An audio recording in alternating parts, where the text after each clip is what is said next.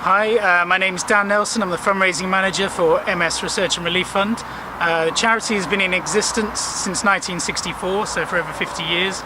We've been based here in Morpeth since 2002, and we aim to improve the lives of all people affected by MS. So it's not just people with multiple sclerosis, that's also their carers and their families as well. And what sort of area do you cover from Morpeth here? So we have 1,000 registered service users from the local area, 700 of which come into this centre on a monthly basis. We also provide outreach services throughout Northumberland, going from Durham right up to Berwick upon Tweed, and we also provide grants to anybody affected by MS throughout the whole of the UK.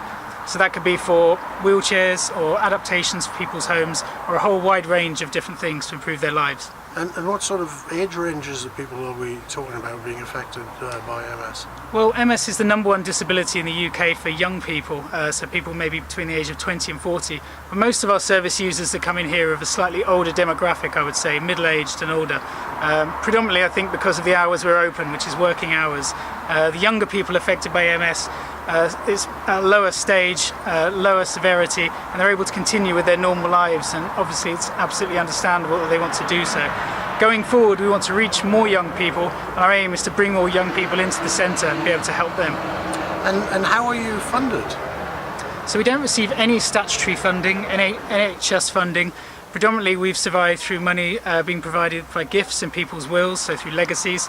And now we've got a slightly improved fundraising capacity. We're aiming to get more people from the community involved, community groups, local businesses, and we provide a whole wide range of different fundraising initiatives, the Bake-Off being one of them, which we aim to raise funds for the charity from. Yes, you've reached the final of your, is it called the Great Benmar Bake-Off, yeah. yes. That's being held today at Stobhill. Tell us how that came about. It was actually the idea of our facilities manager, John Reed. He's particularly into baking and I think eating cakes and pies as well, as we all are. He thought it would be a good idea. It's not something I'd done before, but from chatting to him and developing his idea and having a chat with some other members of staff, I quickly realised it would be very popular. So we took the idea, we ran with it. We tested it via some staff bake-offs where just staff members made things, and we didn't charge people for entry or anything like that. So we could kind of see how it would go, people's reaction to it, how we could maximise it on social media. And from that we formed the blueprint which made the Great Benmar Bake-Off. And what has the response been like? The response has been fantastic. One of the reasons we did this was we wanted an interactive event. We wanted to be able to engage with our service users, who of course are our key supporters, their friends and families as well. So people who have MS, won't be able to do the Great North Run, but they have been able to bake cakes and get their families involved. So it's been really interactive, it's been fun. People kind of invest their time as well as their energy into it, and as a result people get a lot more out of it as well. And it's done really well financially as well. Now I gather that the people who are taking part aren't just people who are the service users, but they're your supporters as well, is that right? Exactly, yes. And one of the main benefits of doing the Bake-Off, one of the ideas we had in the first place, was to engage more local businesses, and we've done that. People I've met at networking functions, people who've seen what we're doing on the internet and want to get involved, people that our fundraisers have engaged with in town, particularly at Morpeth. They've taken to the idea, they've been getting involved, and it's really a kind of community event which we hope to grow in the future. Now you mentioned that it's been a financial success. Can you say to what extent?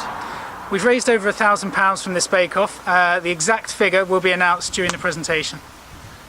Wow, that's pretty impressive. Yeah. So where do you go to next after the bake-off? What else have you got planned? We've got many different events. I mean, specifically from the bake-off, this is something we want to grow into an annual event, an annual campaign, because it's over a 6-week period. So we will be looking to do this next year, learn from how this has gone, improve on it, and try and make it bigger and better next year and raise more money. Again, regarding the baking theme, we'll do a Christmas bake-off here, which will be much smaller, probably open entries, just over a week, but Christmas food, so maybe gingerbread Christmas trees and Christmas cakes and so on.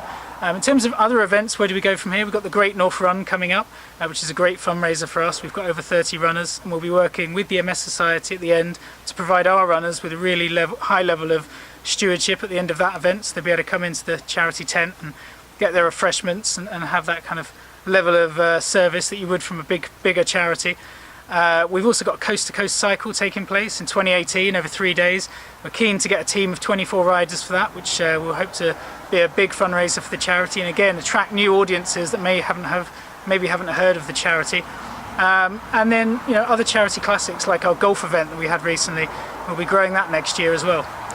We're also going to be involved with the Morpeth Christmas Tree Festival taking place between December the 14th and 16th in Morpeth, which will be engaging local businesses as a kind of networking event, but will all be in aid of MS Research and Relief Fund. So again, we really hope to kind of increase our visibility in the local area from that event. I'm Alex Jarvis, head pastry chef at the Parlour at Blackburn. Been there for 3 years. Was delighted to come and be a judge on the Great Benmar Bake-Off. We tasted all the entries, they were all absolutely fantastic, all winners in their own right. The cheese scones is one of the best I've ever tasted. I take it you're quite experienced at making cheese scones. Yeah, we last year, the final count last year was 46,000 scones we've done all in all, and a third of them were cheese scones. And where do these ones rate? Oh, they were definitely the top of the tree. Consistency, texture, the flavour was fantastic, really balanced. Didn't need butter with them, they were that moist. Hi, I'm Steven Dodds. Stephen, you've just won the Benmar Bake-Off competition. Can you tell us a little bit about how you became involved with Benmar House? Well, my wife's got MS, and that's how I found out about Benmar, and so I started to come for treatment for her. And what about entering this competition? Were you a star baker before this? My wife was the star baker, but since she's been very poorly, I sort of started to try it out, and I was very surprised about how successful I was at it. So you had a good teacher, did you? I did, yes, definitely. And what do you think the secret to the success of these scones is? Is there a secret ingredient? Or? Not really, I think there's just plenty of cheese in and a bit of cayenne pepper, and basically that's about it.